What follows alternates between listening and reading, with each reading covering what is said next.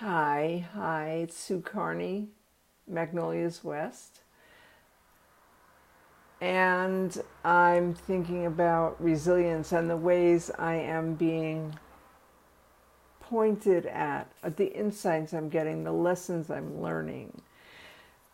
As Sharon Rosen and I finalize the details for the Resilience Roundup that starts on Monday, I'm having some new insights arise I'm going to share with you. Here, how long does it take you to return to calm, to return to clear, to return to feeling competent when you're going through changes and challenges? And have you ever noticed how the amount of time it takes you to feel connected again can vary depending on how much you have on the outcome, how much you have invested in what's going on? I'm beginning to really get that resilience is not something that you have to build or restore or grow or strengthen. I'm seeing that resilience it's baked into our operating system. But when you don't feel resilient, competent, creative, clear, I don't think it's because your resilience has left the building, but more that your attachment to the outcomes, to your thinking, to the stories that you make up in your head, get in the way of feeling that resilient inner spark. You've had moments of knowing what to do without thinking about it, right? When worry and fear were not only present, but so present that you couldn't think or feel anything else. When I went for a biopsy today, I found out really quickly that I had made up a story about how it was going to go. And I found it out because it didn't go that way.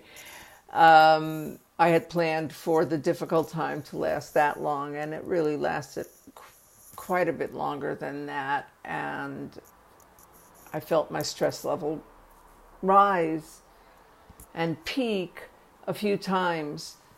My familiar kind of, oh my God, how am I going to get through this? And, stories started to run in my head. But the lovely unfamiliar part is that I was also hearing just as clearly, maybe even more clearly, the reminder that I know how to get through things, that I've gotten through things before, and the reminder that this probably wouldn't last that much longer. I somehow started to be more intentional about my breathing without really planning to. And I was able to return to calm and to feel safe. That ability to settle down allowed me to then trust the process, that it would eventually, I'd get through it, and to trust the person behind me biopsying my tush.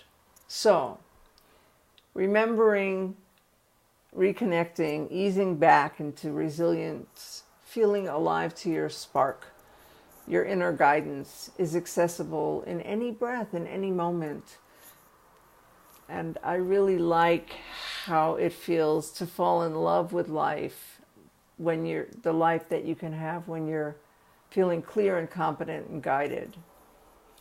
Each day of the Resilience Roundup next week, we'll look at resilience in different areas of life. I invite you to join Sharon and me in this free 5-day experience. See you next week.